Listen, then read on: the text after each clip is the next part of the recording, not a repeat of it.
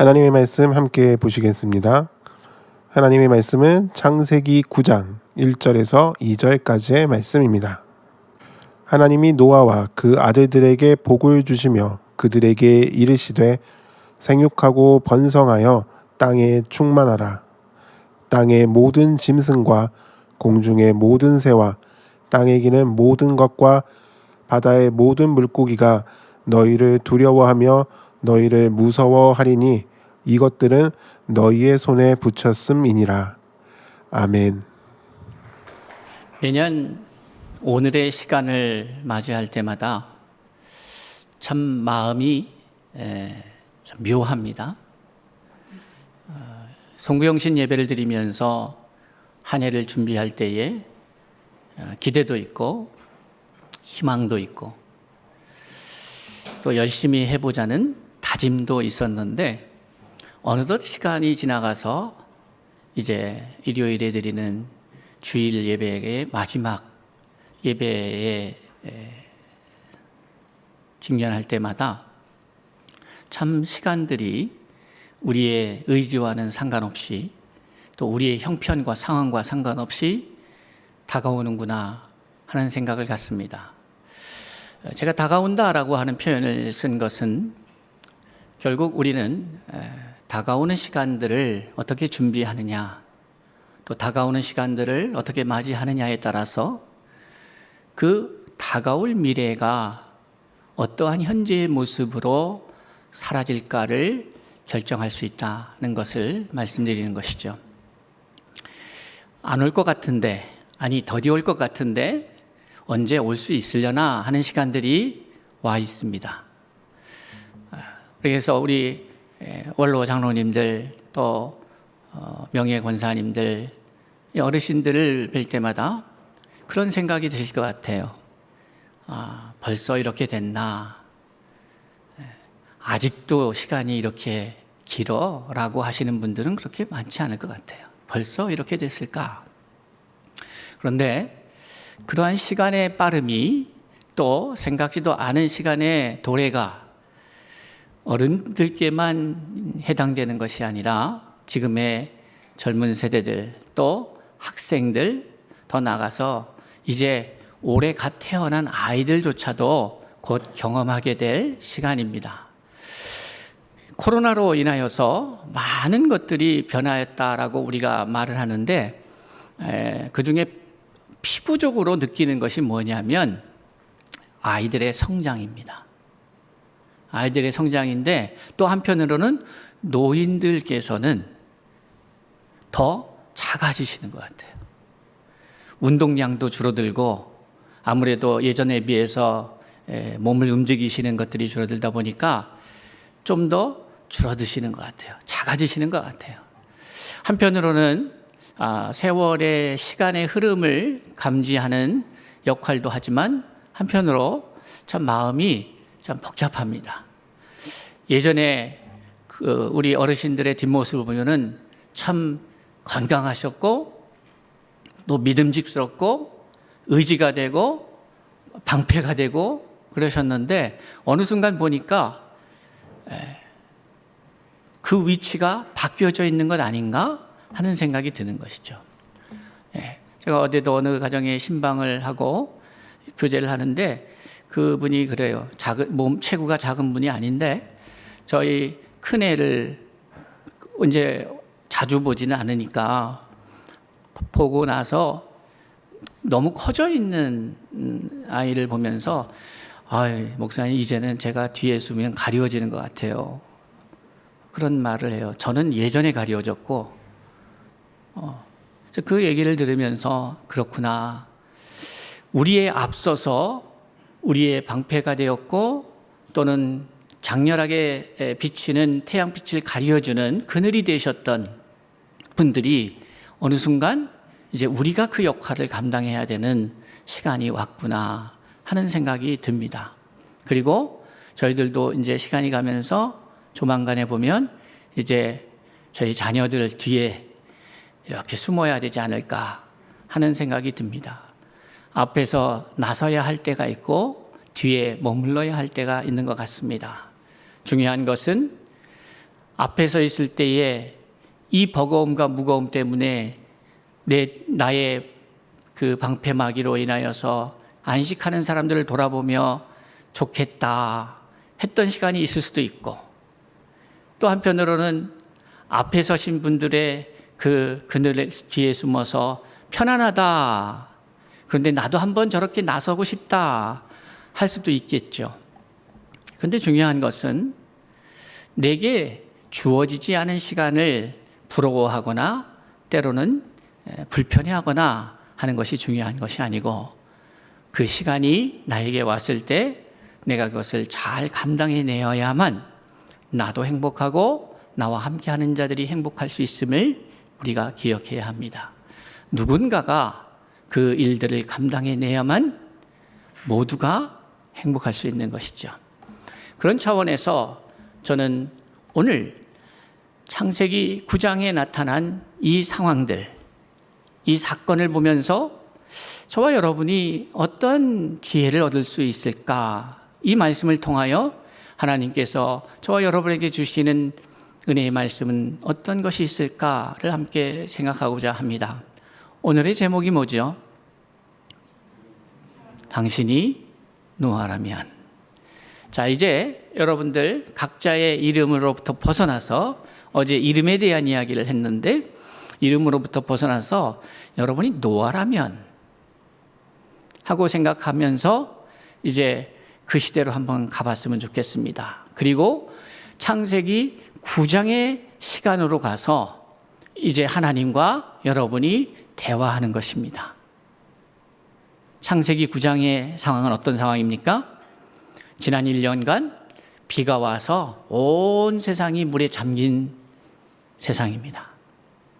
그래서 이제 조금씩 마르기 시작하여서 묻이 드러나고, 이제 드러난 묻에서 처음 나와서 노아 입장에서 새로운 시대를 마주하게 되는 것이고, 그 시대에 누군가 의지하여서 살아갈 수 있는 상황이 아니라 내가 이 삶을 개척하고 열어가고 만들어가야 할 그럴 상황에 직면했습니다. 그런데 문제는 지금 노아의 나이가 몇 살이죠?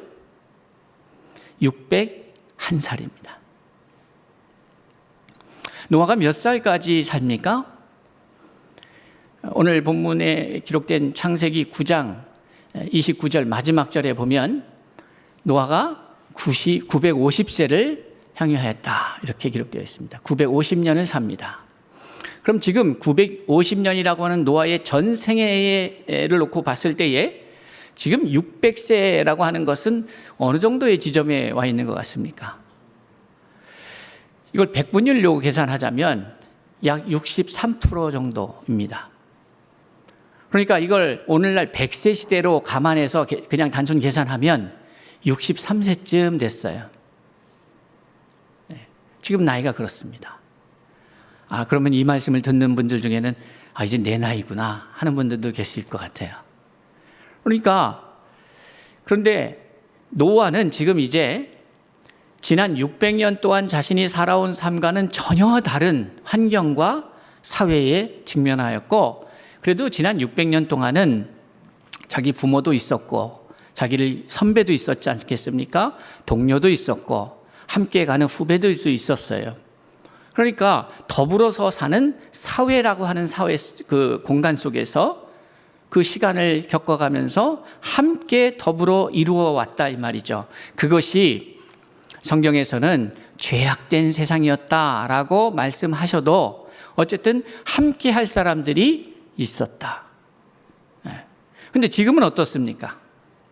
지금은 그런 것이 아니에요. 자녀 셋과 며느리 셋, 이렇게 해서 달랑 자기와 자기 아내를 포함해서 8식구만 있는 것이죠. 이제 이 8식구가 세상을 만들어 가야 돼요. 노아에게 있는 부담감이 몇 가지가 보입니다. 뭐가 있을까요? 여러분 생각에 지금 이 시점에서 여러분이 노아라고 생각하고 이런 상황에 직면했다고 한다면 여러분은 어떤 부담감을 갖겠습니까? 생각해 보십시오. 근데 그 부담감이 사실 어떻게 보면 책임감으로 갈 수도 있고 아니면 이 노아를 축소시키는, 위축되게 만드는 무거운 짐으로 느껴질 수도 있겠죠. 중요한 것은 이 노아가 어떻게 이 이후에 펼쳐질 세상을 살아가는가, 어떠한 의식을 가지고 살아가는가의 문제입니다.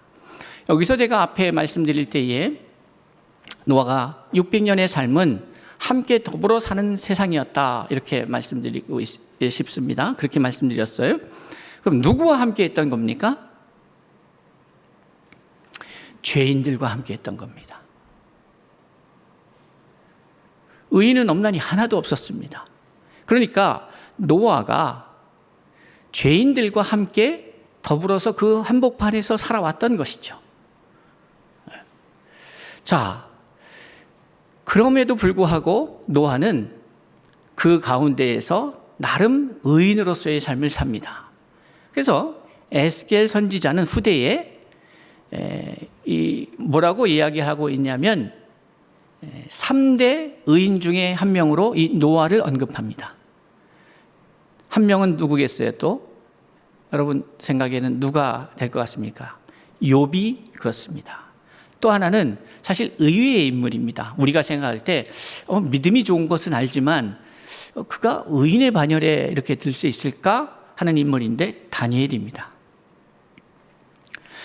그러니까 에스겔 선지자는 후대에 에스겔서 14장 14절 20절에 보면 이 의인 3명에 대한 언급을 하는데 바로 욥과 다니엘과 바로 노아를 얘기를 해요. 그러니까 노아가 의인이었어요. 당대의 의인이었습니다. 그렇지만 절대적 의인은 아니죠. 그러니까 아담이 죄짓기 이전의 모습은 아니었던 것이에요. 그러나 어찌됐건 당대의 의인으로서 나름 죄인들 속에서 함께하고 있으나 하나 되지 않고 그 속에서도 나름대로 의인으로서의 삶을 살아왔던 것이죠. 죄인이 됐건 의인이 됐건 어쨌든 함께하는 사람들이 있어서 불편하기도 했지만 때로는 위로가 될 수도 있을 것이에요. 그런데 지금은 어떻습니까? 아무도 없는 거예요. 자, 여기서 대단히 중요한 것이 있죠. 무엇인가 하면 바로 노아가 지난 600년 동안 살아왔던 방식으로는 살아갈 수가 없다는 겁니다. 이 부담감이 있어요. 부담감이. 새로운 시대를 열어가야 되는데 그러한 경험이 없어요. 지난 600년의 삶은 어떻게 보면 경험이 축적되어져서 살아가는, 그러니까 어제가 경험으로 축적되어져서 오늘을 살아가고 내일을 준비하였던 인생입니다. 그것이 일상의 인생이었고 일반적인 인생입니다. 그런데 그것이 노아에게만 해당되는 것이 아니라 오늘을 살고 있는 저와 여러분에게도 해당이 됩니다. 저희들도 올 한 해를 돌아보면서 문제점을 파악하고 뭔가 보완할 게 무엇인지 보면서 이것을 근거자료 삼아서 내년을 준비합니다. 그리고 그렇게 준비된 것이 오늘로서 사라지는 것이죠. 그런데 문제는 뭐냐면 우리는 그런 방식으로 살아오면서 그런 방식에만 익숙해져 있다는 것이에요. 그런데 아주 아이러니하게도 그렇게 살고 그런 방식에 익숙해져 있고 그것이 옳다라고 늘 반복적으로 매년 살아가고 있음에도 불구하고 현실에서는 그런 방식에 의해서 결과로서 다가온 지금의 모습을 만족하지 못한다는 것이죠. 그러면 바꿔야 되는데, 변화를 가져가야 되는데 과연 바꿀 능력이 있는가? 변화를 가져올 만한 우리에게 힘이 있는가? 쉽지 않습니다. 이 노아의 모습이 그렇지 않겠습니까? 600년 동안 살아오면서 때로는 화도 났고 만족스럽지도 않고 불편하긴 했지만 그래도 그의 삶의 방식은 방금 말씀드린 방식이었습니다. 살아보고 실수 보완하고 여기에 조금 미래에 대한 희망을 덧붙여서 내년을 준비하고 그런 방식으로 살아왔습니다. 그런데 그 결과가 뭡니까? 멸망이었습니다.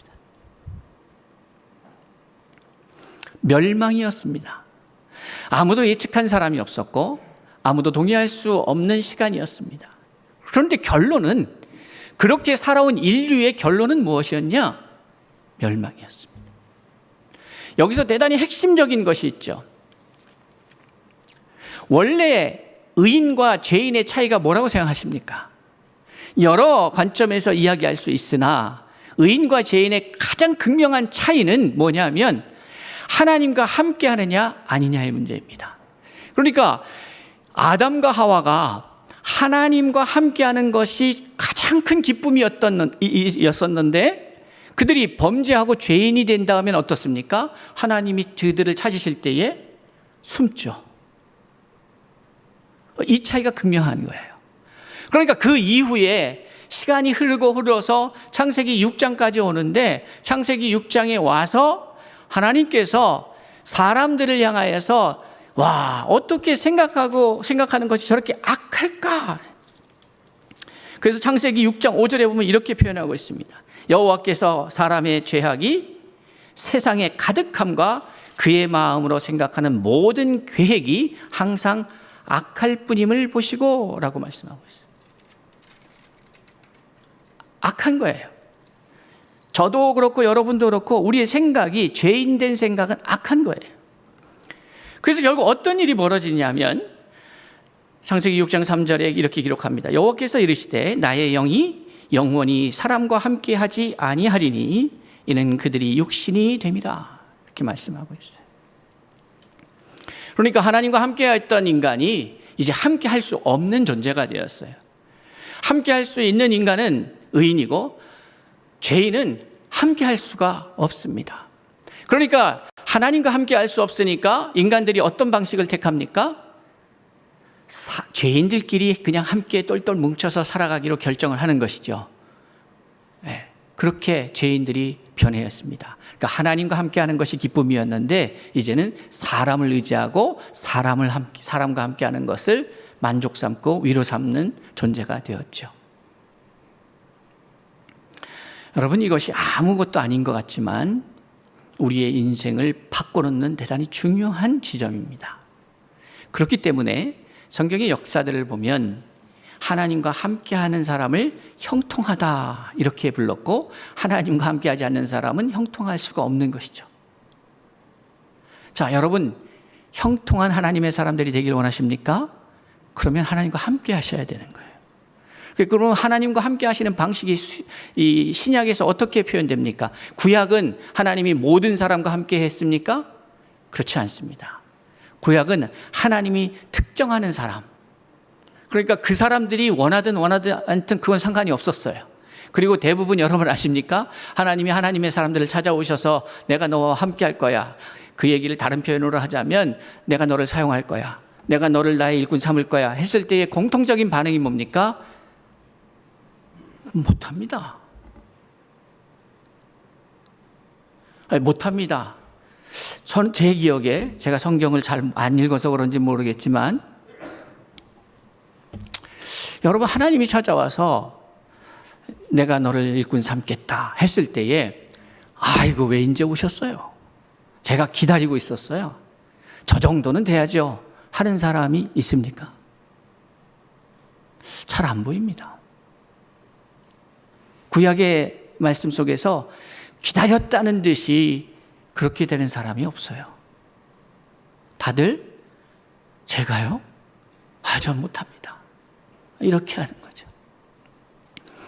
그럼에도 불구하고 하나님은 당신이 택한 자를 들어서 훈련시키고 연단시키고 준비시켜서 당신의 일을 이루어 가시는 하나님인 것을 보여주고 계십니다. 그런데 문제는 모든 사람에게 그 기회가 주어진 것은 아니었다는 것이죠. 그런데 이것이 신약에 와서 모든 사람에게 열리기 시작합니다. 그게 어떤 방식으로입니까? 성령을 받아라 하는 거죠. 성령과 함께하는 것, 그것이 하나님과 함께하는 것이죠. 성령과 함께하는 것이 그럼 어떤 방식으로 또 우리에게 찾아옵니까? 하나님의 말씀과 하나 되는 것입니다. 그러니까 말씀을 읽고 말씀을 듣고 말씀을 보고 말씀을 받아들여서 이제 이 말씀이 처음에 내가 말씀을 만날 때는 분리되어서 말씀과 내가 분리되어서 들려지기 시작했고 보여지기 시작했고 내게 만나지기 시작했는데 이제는 그 보여졌던 것, 들려졌던 만나진 그 말씀이 이제는 내 안에 거하사 나의 생각이 되고 나의 삶이 되고 나의 습관이 되고 나의 가치관이 되고 그랬을 때 나를 뭐라고 부르느냐? 하나님의 사람이다. 이렇게 부르는 상황이 된 것이죠. 그러니 여러분, 하나님의 말씀과 내가 하나 되는 것이 성령과 함께하는 것이고 하나님과 함께하는 것이고 그러한 사람은 어떠한 복이 있다고요? 형통의 복이 있다. 그 형통의 복을 창세기 39장에서는 요셉이라고 하는 인물을 통해서 애굽의 왕이 또 애굽의 장군이 그걸 보면서 자기가 부리는 종인데 가만히 보니까 참 예사롭지 않아요. 평범하지 않아요. 그러면서 고백하는 게 뭡니까? 이 보디발 장군이 고백하는 것이 하나님이 저와 함께 하심을 보았다는 거예요. 그래서 저가 형통한 자가 되었다는 거예요. 그렇게 표현합니다. 근데 이것이 복음서에 와서는 예수님께서 친히 이 포도나무의 비유를 들으시면서 요한복음 15장 7절에서 너희가 내 안에 내 말이 너희 안에 거하면 무엇이든지 원하는 대로 구하라. 그리하면 이룰 것이다. 이게 형통하는 것이죠. 이제 그러한 일련의 우리의 인생 속에 하나님과의 관계 속에서 어떻게 삶이 축적되고 그것이 축적되어 개인의 경험이 축적되어 사회 문화로 확장되고 이 문화가 확장되어서 결국 이 지구를 살려내느냐? 우리가 살아가고 있는 삶의 현장이 생동감 있게 생명력 있게 살아나느냐? 아니면 죽어가느냐인데 죄인들이 만들어낸 결과는 죄인들이 만들어낸 문화는 이 세상을 죽이고 있다는 거예요. 그러니 이 세상을 살려야 됩니다. 복음은 생명에 대한 말씀입니다. 살리는 것입니다. 그러니까 땅끝까지 가서 증거하여서 복음을 전하라는 의미는 너희가 온 세상 곳곳으로 퍼져서 그 땅을 살려내라는 의미예요. 그것을 좀 더 명확하게 간결하게 말씀드리자면 지구에게 생명을 불어넣어라. 그것은 미션으로서가 아닙니다. 사명으로서가 아니라 그것이 나의 존재를 증명하는 증거예요. 내가 밟는 그 땅을 내가 살려내는 존재냐 아니면 피폐케 하는 존재냐, 그것이죠. 자, 그런데 이러한 일련의 이야기가 전혀 다른 두 상황을 경험하는 한 사람에 의해서 고민되고 있다는 것이에요. 그 한 사람이 노아예요. 근데 오늘 이 시간에는 이 말씀을 듣는 저와 여러분이 노아예요. 우리는 코로나 이전의 시대와 다른 코로나 이후에 우리는 우리의 인생에 있어서 한 번도 겪어오지 못한 이렇게 오랫동안 마스크를 써본 적이 어디 있습니까? 너무나도 다른 세상을 이제는 우리가 주도해야 합니다. 그리고 이 자리에 앉아 계신 젊은 세대들이요, 여러분들이 그 시대의 주역이 되는 것입니다. 우리의 어린 세대들은 전쟁을 겪고 민주화를 겪고 산업화의 그 현장에서 몸으로 뛰면서 그 직면한 삶을 겪어내고 이겨내고 지금의 사회를 만드는 책임을 완수하신 분들이에요. 근데 이제는 이 웹 코로나 시대의 그 책임은 누구에게 있느냐? 바로 여러분에게 있는 것이죠. 우리가 이 책임을 완수해야 합니다. 그러기 위해서 우리는 노아가 우리와 비슷한 상황 속에서, 아니 우리보다 더 열악한 상황 속에서 하나님과 이 문제를 어떻게 풀어가고 있는가를 봐야 합니다. 물로 잠겨서 아무것도 없는, 한번 여러분의 삶에 적용해 보십시오. 지금이 그 정도는 아니잖아요. 노아는 다 잃었습니다. 600년 동안 자기가 만들어 놓은 경험도 잃었고, 재산도 잃었고, 기반도 잃었고, 친구도 인맥도 잃었고 다 잃었어요. 그리고 더군다나 이제 100세 시대로 맞춰서 보자면 한 63세쯤 된 나이에 이제 지금 한국에 63세 되신 분들은 뭐 합니까? 뭐 할까요? 은퇴하시죠? 공무원들도 공무원들도 그런 것 같아요. 63세 정도, 65세 이렇게 가면서 은퇴하시잖아요.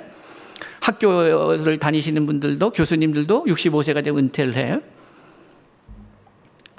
자, 그러면 은퇴를 준비하고, 아니 이미 이쯤 되면 한 10년쯤 전부터 은퇴 준비는 들어가죠.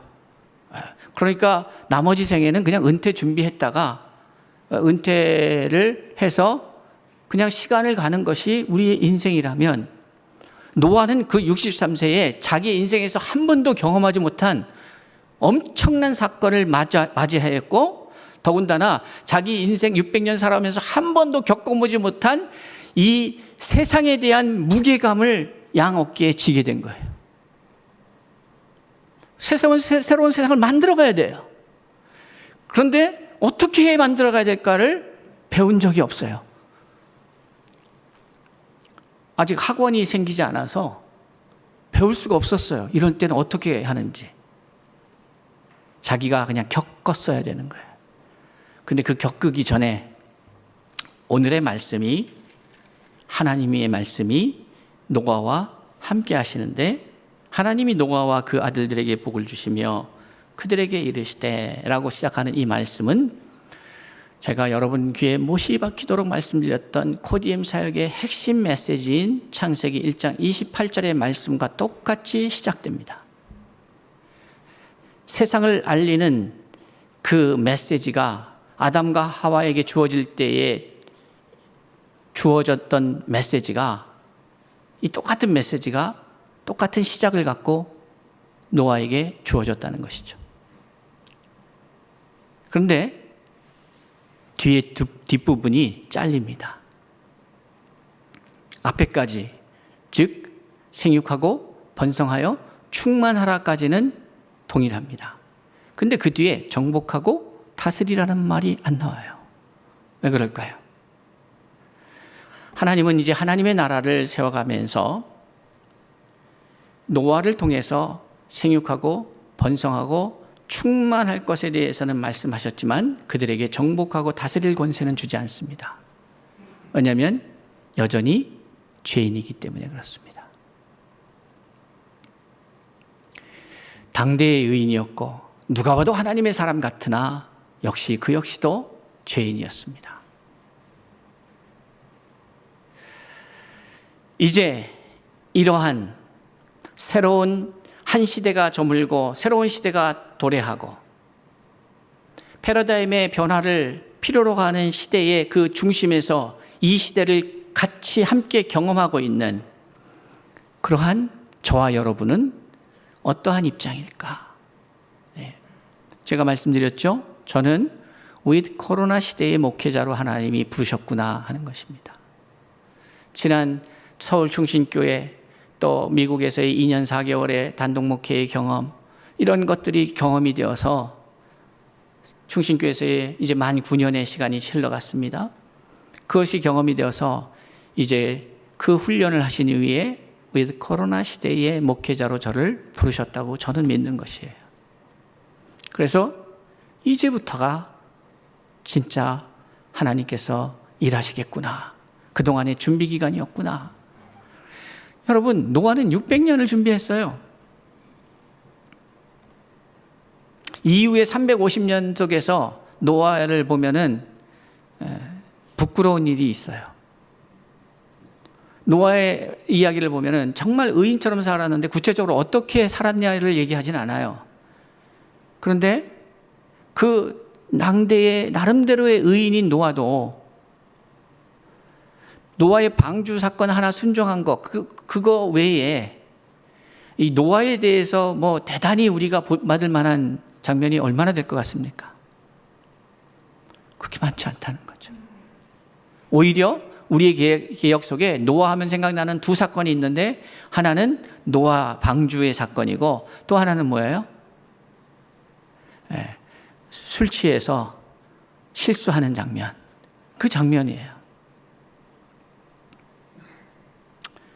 사랑하는 성도 여러분, 그러나 분명한 것은 노아는 노아의 방주의 사건의 의미가 그의 인생에 있어서 매우 중요한 의미입니다. 그러니까 얼마나 많은 일을 잘했느냐, 위대한 일을 했느냐가 중요한 게 아니라 여러분이 해야 할 일을 했느냐의 문제인 거예요. 이게 매우 중요한 거예요.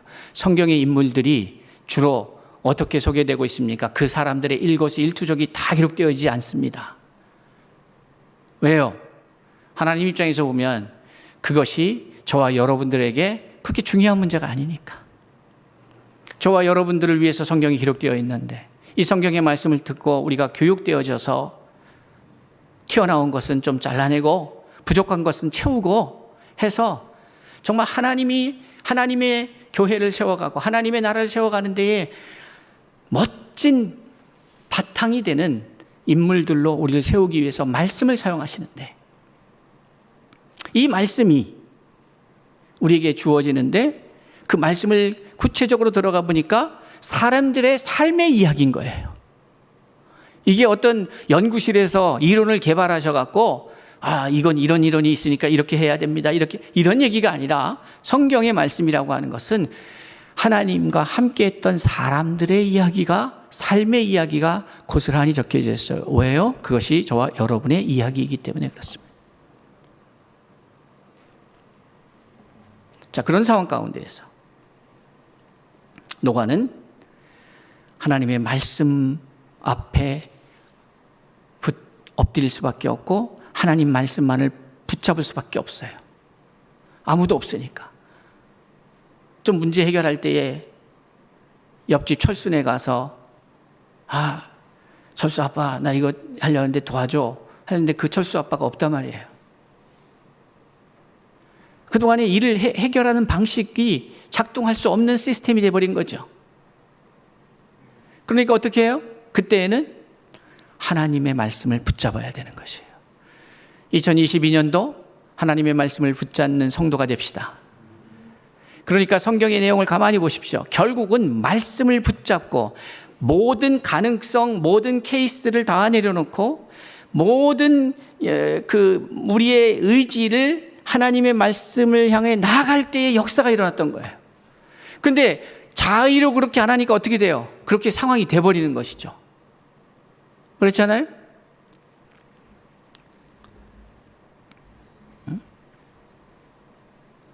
분명히 하나님의 말씀에 따라서 다시스로 가야 되는데 누구 얘기예요? 네? 생각이 안 나요? 누구요?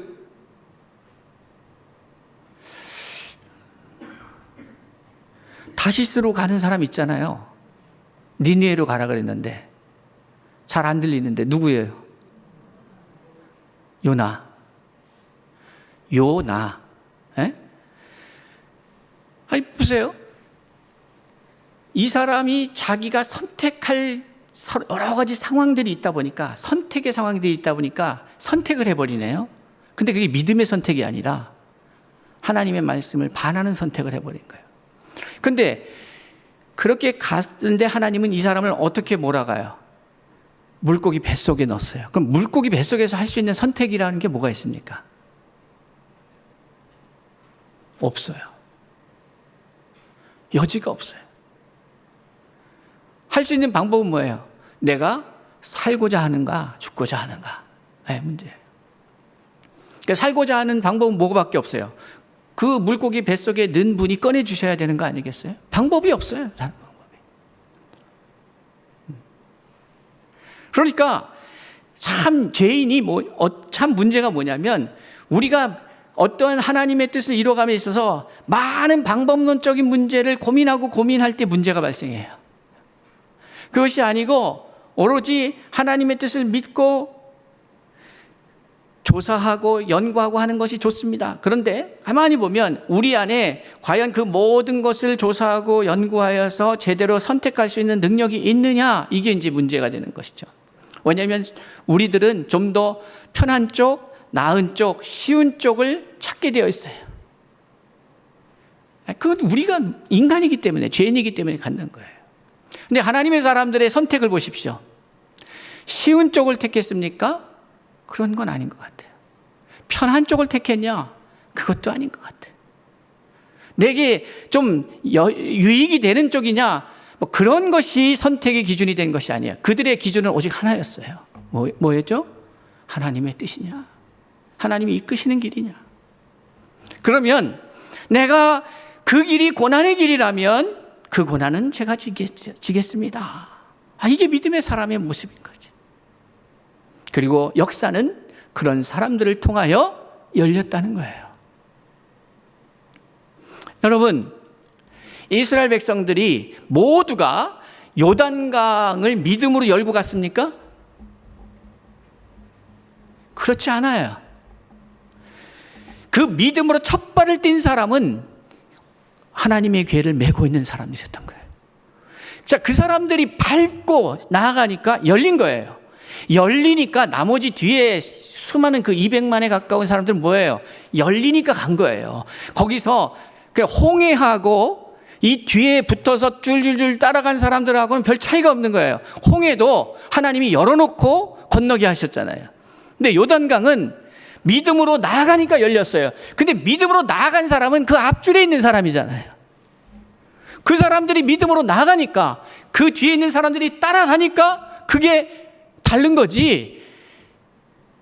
현상을 보면 저 뒤에 있는 사람들은 열려있는 데를 그냥 지나간 거예요.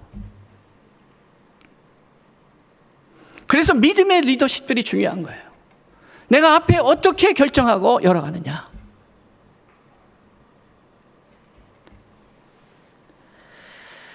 여러분이 노아라면 이 상황 가운데에서 어떻게 하시겠습니까? 그런데 우리는 지금 노아가 직면한 것 같은 코로나라고 하는 큰 변화의 시대에 살고 있다 이거죠. 그리고 드디어 내년은 3년차 코로나 시대가 열립니다. 어떻게 갈지 모르겠어요. 좀 진정되는 국면이 있는가 했더니 갑자기 오미크론 변이가 나타났다 그러면서 또 난리가 난 거예요. 이것도 진정되는 것 같으면 또 다른 게 나올 수도 있고. 그럼 이제 우리는 생각해야 돼요. 이런 시대가 이제 다시 옛날로 돌아가는 게 아니고 이제는 새로운 시대구나. 그럼 새로운 시대에는 새로운 시대에 맞게 내가 살아가야 되는데, 우리가 그동안에 어떤 일을 처리하는 방식을 고집할 때에 우리는 그걸 할 수가 없는 거죠. 왜냐? 그렇게 해서 그런 방식으로 살아왔던 인류 가운데에 이 장애가 우리에게 왔으니까 그런 방식을 반복해서 또 살아갈 때는 또 다른 방식의 장애들이 계속해서 나타나겠구나 하는 것이 보여지지 않습니까? 그러니 이제는 다르게 가야죠. 어떠한 장애가 와도 넉넉히 뛰어넘을 수 있는 방식이어야죠. 그게 뭡니까? 하나님의 사람들이 행했던 그런 역사 속에 하나님의 사람들이 보여줬던 방식, 뭐예요? 하나님이 이끄시는 대로, 인도하시는 대로. 그러면 여러분이 노아라면 어떤 선택을 하시겠습니까? 제가 노아라면 저는 이런 선택을 할 것입니다. 350년을 살았단 말이에요. 홍수 이후에.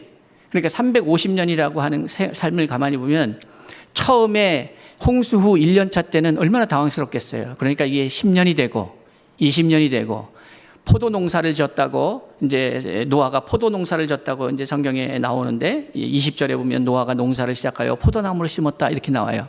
그러면 이걸 1년을 해보면 1년이 실패할 수도 있죠. 전혀 상황이 다르니까. 그런데 1년 실패하고 또 2년도 한번 해보고 3년 하다 보면 뭐가 생기겠어요? 노하우가 생기고 경험이 생기고, 그러다 보면 10년 경험, 20년 경험, 또 30년 경험이 쌓일 거 아니에요. 350년 살았으니까 못지않은 경험, 누구 못지않은 경험이 쌓였어요. 거기 자녀들도 많이 생겼어요. 이렇게 흘러갔어요.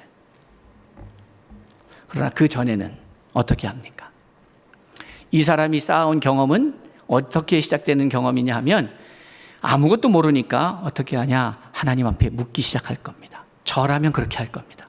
하나님, 생육하고 번성하여 땅에 충만하라고 했는데 지금 우리 생육할 수 있는 여건일까요? 제 아내가 지금 몇 살인데 그럼 제 자녀들이 있는데 얘네들이 계속 이 말씀을 이룬다고 생각하면, 이것을 사명으로 받았다면 노아의 새 며느리는 그냥 애만 낳다가 인생 끝나는 겁니까? 이렇게 되는 거예요. 그럼 물어야 될 거 아니에요. 어떻게 하라는 말이에요. 이게 매우 중요하다 이 말이에요. 위 코로나 시대에 우리가 방법 찾기가 쉽지 않습니다. 이제 우리는 하나님 앞에 물어야 합니다. 하나님, 어떻게 할까요? 그러니 내일부터 시작되는 마중물 새벽기도에 우리 해야 할 일은 뭡니까? 하나님 말씀 앞에 엎드려서 물어야 합니다. 하나님, 어떻게 할까요? 그리고 들어야 해요. 그러니까 묻는 훈련, 듣는 훈련을 해야 합니다. 듣고는 그 다음에 어떻게 해요? 실수할 수 있어요. 네, 실수할 수 있습니다. 그러나 그 과정을 통해서 나는 그 훈련 속에서 하나님과 소통하고 하나님과 교제하는 훈련을 받게 되는 것이죠. 그래서 이 경험 속에서 내가 쌓아가는 이제 그 경험들은 600년 동안 사람과의 관계 속에서 쌓아온 방식이 아닌 하나님만 바라보고 하나님과 쌓아가는 새로운 방식의 경험들이 축적될 것입니다. 이것이 노아 개인에게 머물지 않고 이제 다음 세대, 자녀 세대로 내려가려면 무엇이 필요할까요? 교육입니다. 가정 교육이죠. 교회 교육입니다. 그러니 우리는 교육을 위해서 다음 세대를 위한 결정들을 해야 합니다. 그것이 안 되면 내 시대에는 잘 믿었는데 그 다음 세대, 이것을 일반화해서 100% 그러니까 예수 잘 믿는 사람들의 자녀들은 다 잘 믿겠습니다. 그거는 아니죠. 왜냐하면 믿음은 대단히 하나님과 그 개인의 문제이기 때문에. 그러나 부모로서 해야 할 일들은 해야 되지 않겠습니까?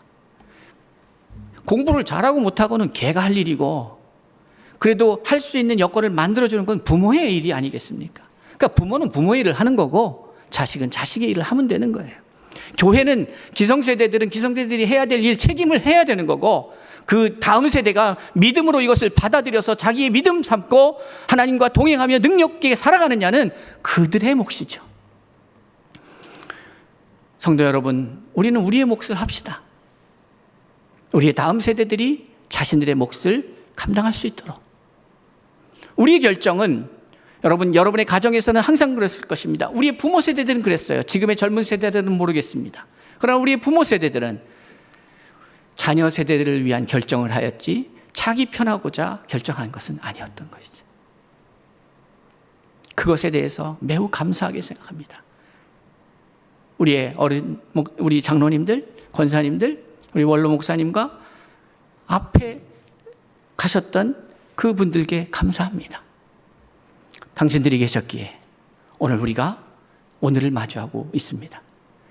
그런데 이런 감사가 이제 우리 자녀 세대들이 우리를 향한 감사가 될 수 있도록 우리는 그 책임을 다해야 될 것입니다.